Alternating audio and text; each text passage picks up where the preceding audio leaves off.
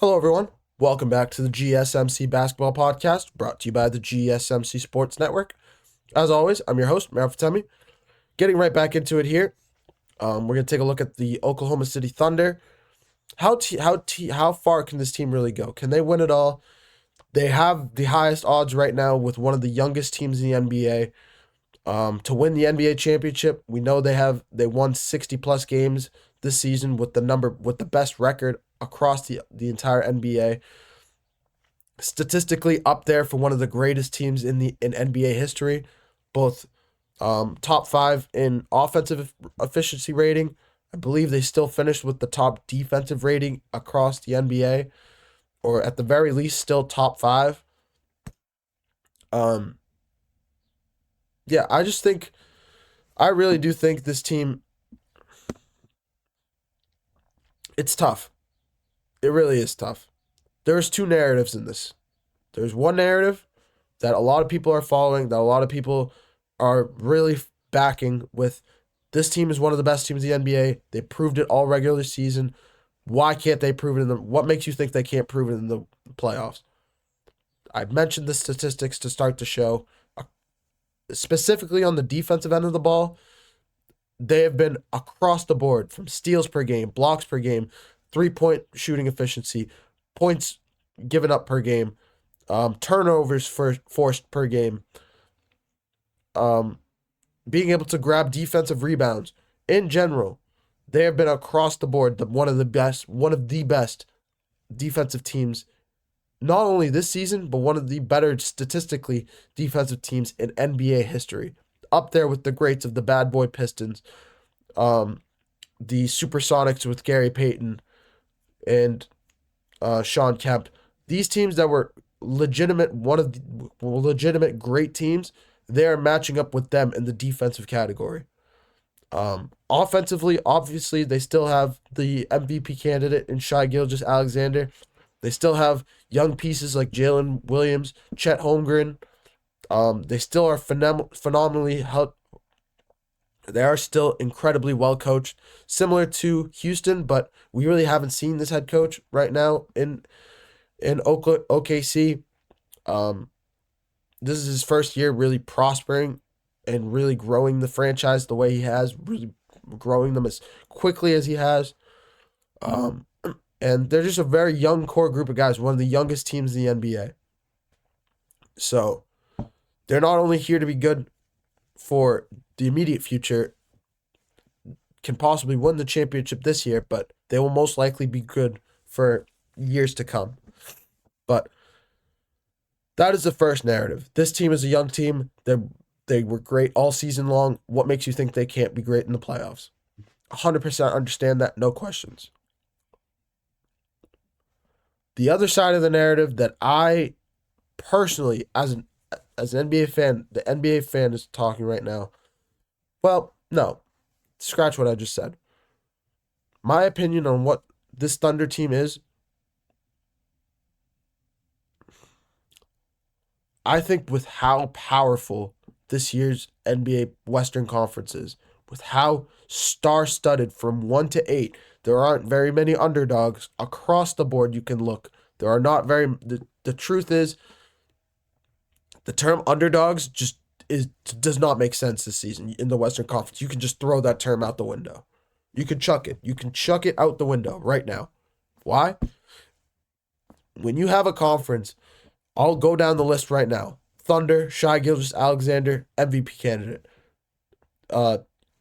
Houston Rockets, Jalen Green, phenomenally head coached by Ime Udoka, continuing to shock people. Lakers, Luka Doncic, LeBron James, Austin Reeves. Clippers, Kawhi Leonard, James Harden, Vika Zubac, Norman Powell. Nuggets, Jamal Murray, and Nikola Jokic, obviously still arguably the best player in NBA basketball right now. Golden State, Steph Curry and Jimmy Butler. Even 7 with Anthony Edwards and Julius Randle. Even 8 with Memphis with John Morant, Jaren Jackson Jr., and Desmond Bane. Even 9 with the Dallas Mavericks right now with Anthony Davis and Klay Thompson and PJ Washington, Daniel Gafford. The interior that they have that trumps a lot of other teams across with their interior play. I just mentioned 9 teams with arguably at least one superstar talent on their team. And a young gun team in the Oklahoma City Thunder that are still really puppies in this game. We saw them last season make it to the second round, go up against Dallas, who eventually made it to the NBA Finals, and lose in 6 games. We did see that with the Oklahoma City Thunder, and they were still incredibly competitive. We've seen Shai Gilgeous-Alexander grow into an MVP candidate. We've seen Jalen Williams continuing to grow as a reliable scoring option for this team. We've seen Chet Holmgren continue to grow as a center for this team, continuing to add pieces like Alex Caruso, Isaiah Hartenstein. I get it across the board. Lou Dort as a Defensive Player of the Year candidate. I get it across the board. But I would be remiss if I did not mention, at least this is my personal opinion, that when the playoffs begin, the game slows down, the transition baskets they're not a thing. Defenses get back. Coaches scheme like it's like a jigsaw puzzle every single game with coaches making adjustments, halftime adjustments, pregame adjustments, post-game adjustments, and you have to see the same team at a maximum of 7 times and beat that team 4 times out of 7. It is an absolute jigsaw puzzle in the NBA playoffs with these coaches. It always has been. We've seen it for years.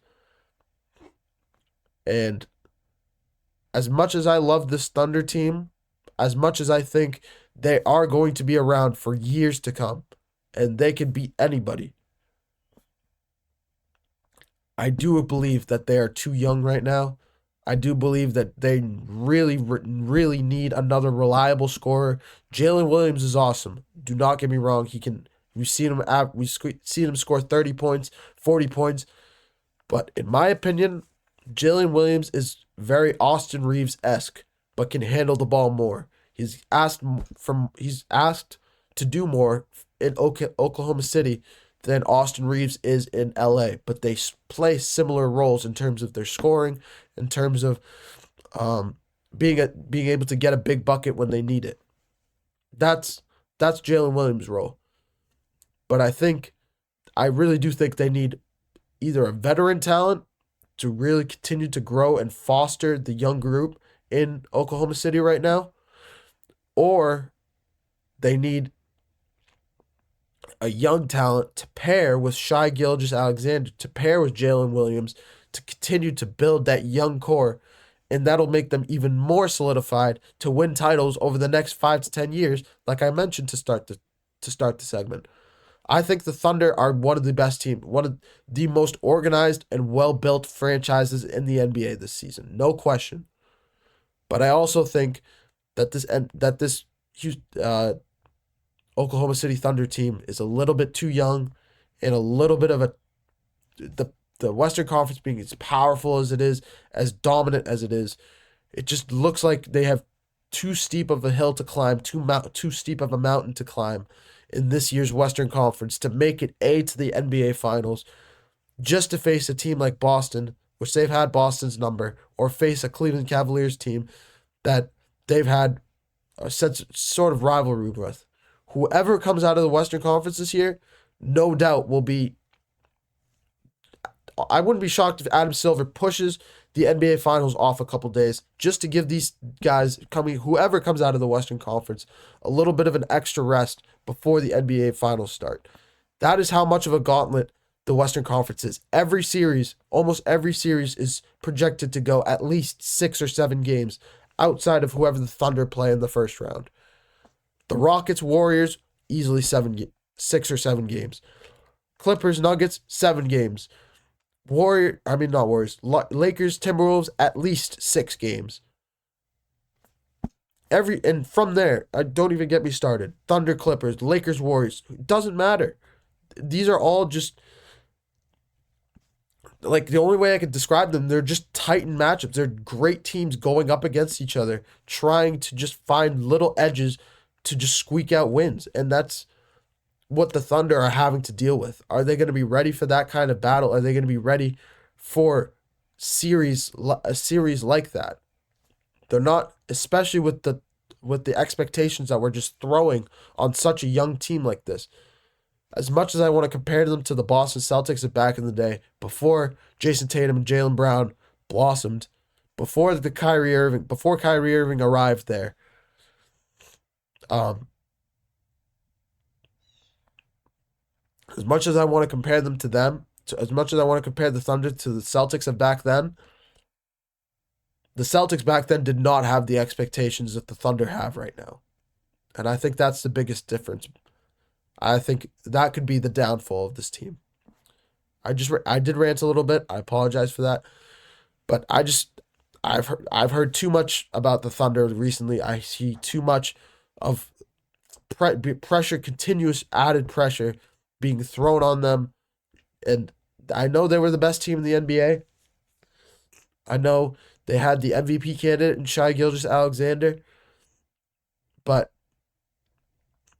nobody can bear, with how young this team is. I don't think they're going to be able to bear it. It's too much. It's too much to deal with.